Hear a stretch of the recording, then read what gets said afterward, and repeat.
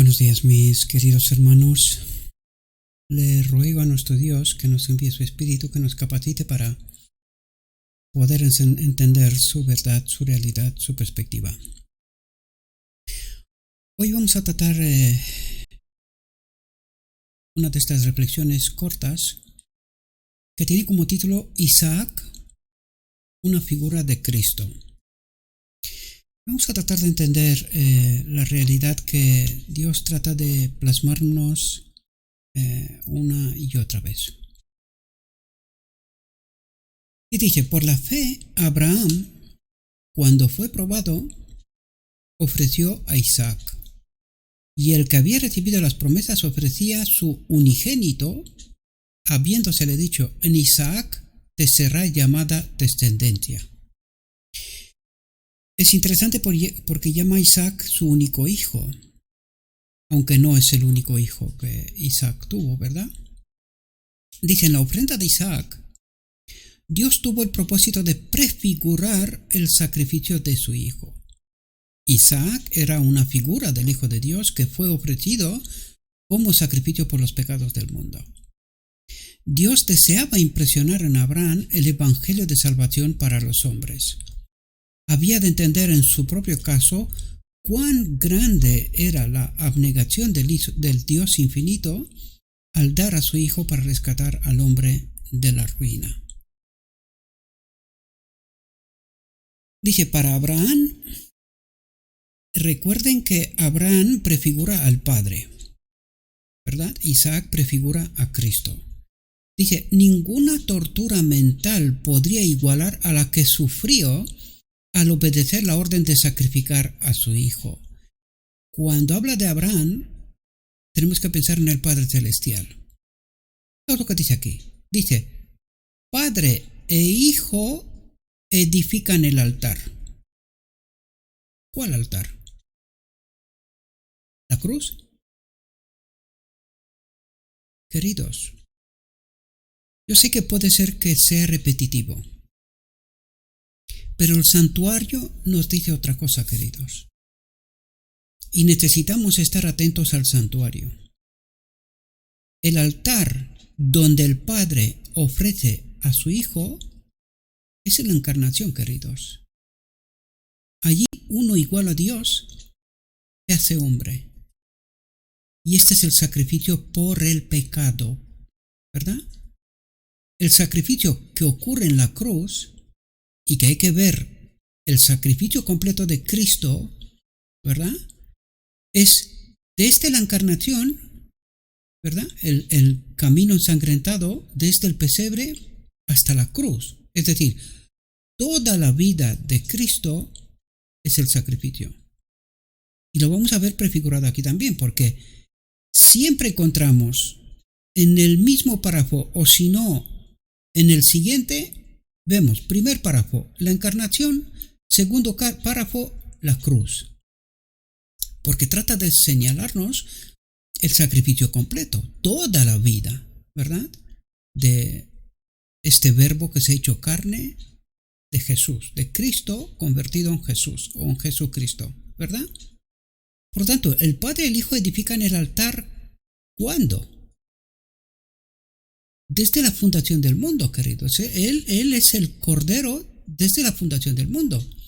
Y allí el Padre y el Hijo edifican este altar, este sacrificio, este precio por el pecado, ¿verdad? Y eso es precisamente lo que Dios nos señala en el santuario también. Nada más venir al mundo, vemos el altar de sacrificio y luego vemos el lavacro, símbolo del bautismo, ¿verdad? Por lo tanto dice, Padre e Hijo edifican el altar, fijaos, y dice, y llega a Abraham el terrible momento de hacer saber a Isaac lo que ha hecho agonizar su alma durante toda esa larga jornada. ¿De qué nos está hablando, queridos? Justamente lo que patriarcas y profetas trata de revelarnos. Cuando llegó el momento de que su propio hijo tenía que venir a la tierra, porque el hombre se había separado de Dios, pues nos está hablando de ese terrible momento en el cual el Padre tiene que aceptar que el Hijo tiene que venir a la tierra, que se tiene que sacrificar. Y eso es lo que nos está hablando aquí. Necesitamos estar atentos. Dice Abraham, y llega a Abraham o al Padre el terrible momento de hacer saber a Jesús lo que ha hecho agonizar su alma durante toda esa larga jornada, todo este tiempo en el cielo, hasta que Adán fue creado y se separó de Dios. Y dice que Isaac mismo es la víctima, que su hijo, Cristo, uno igual a Dios, tiene que venir a la tierra. Y dice, el hijo se somete al sacrificio porque cree en la integridad de su padre. ¿Qué nos trata de decir, queridos? ¿Quién no cree en la integridad de su padre? Primero Lucifer, el iniciador del pecado en el cielo. Luego todos los ángeles que estaban ahí. Pero luego el mismo Adán. Adán no confía en Dios, por eso le escucha al enemigo, ¿verdad? Por eso le cree. Pero Jesús, el segundo Adán, o Cristo, si queremos decir así, confía en la ley, confía en el Padre, confía en su carácter. Y eso es lo que trata de explicarnos aquí. Dice, el Hijo se somete al sacrificio porque cree en la integridad de su Padre. Confía en la ley de Dios, ¿verdad? Dice, pero cuando todo esté listo, cuando la fe del Padre y la sumisión del Hijo están plenamente probadas, ¿quién dijo que Dios no está dispuesto a sacrificarse a sí mismo? El enemigo. ¿Y qué nos dice aquí? Que ante todo el universo, la fe del Padre y la sumisión del Hijo están plenamente probadas. Son tipos y antitipos, queridos. Nos está revelando realidades del universo, del cielo.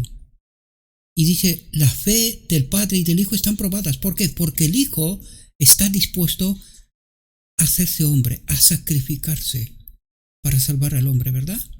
Dice, el ángel de Dios detiene la mano levantada de Abraham y le dice que es suficiente. ¿Quién es el ángel de Dios? Cristo mismo. Cristo mismo, en el caso de Abraham. Dice, porque ya conozco que temes a Dios, por cuanto no me rehusaste, tu hijo, tu único. ¿Isaac era el único hijo? No, queridos. Tenía Ismael ya. Pero Ismael no era el hijo de la promesa. Y es ahí donde nosotros, he tratado en las últimas reflexiones de ayudaros a entender realidades. Es ahí donde vemos como la mano del hombre siempre trata de poner algo de lo suyo en el plan de Dios. Y como Abraham no se somete. ¿Por qué? Porque estaba bajo el dominio de un otro, con un carácter de un otro. Y nosotros no logramos entender la realidad. Esta es nuestra realidad, queridos. Nosotros siempre tratamos de poner de nosotros en el plan de Dios.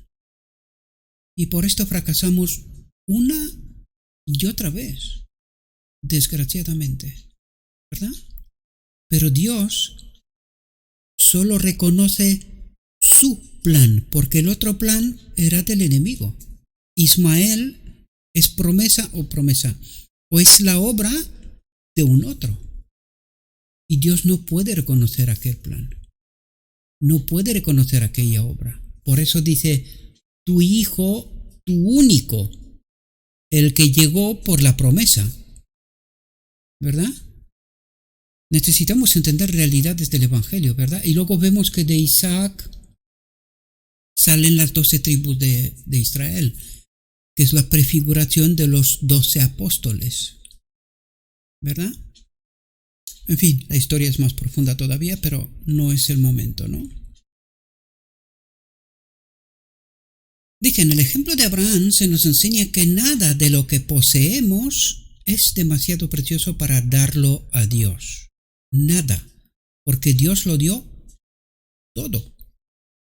Y hasta que no estemos dispuestos a someternos completamente a Dios y a su obra, y nosotros tratamos siempre de ayudar a Dios con nuestras ideas, con nuestros pensamientos, con nuestras acciones, con nuestro evangelio, con lo que fuera, fracasamos. Porque Dios no reconoce esta obra. Dice, nuestro Padre Celestial entregó a su Hijo amado a las agonías de la crucifixión. Dios sabía que no solamente que el Verbo se iba a hacer carne, sino que tuviera que soportar la obra del enemigo, las agonías de la crucifixión. Dice, legiones de ángeles contemplaron la humillación y angustia del alma del Hijo de Dios, pero no se les permitió interponerse como en el caso de Isaac. No se oyó ninguna voz que detuviera el sacrificio. El amado Hijo de Dios, el Redentor del mundo, fue insultado, mofado, escarnecido y torturado hasta que reclinó la cabeza en la muerte. Necesitamos entender el inicio del sacrificio, donde el Padre ofrece a su Hijo, y cómo termina este sacrificio, la consecuencia de someterse al hombre caído y al enemigo. Y estas son las consecuencias, queridos. Dice, ¿qué prueba mayor podía dar el ser infinito de su amor divino y compasión? El que no escatimó ni a su propio Hijo, sino que lo entregó por todos nosotros, ¿cómo no nos dará también con Él todas las cosas? Hasta aquí nuestra corta reflexión, mis queridos hermanos.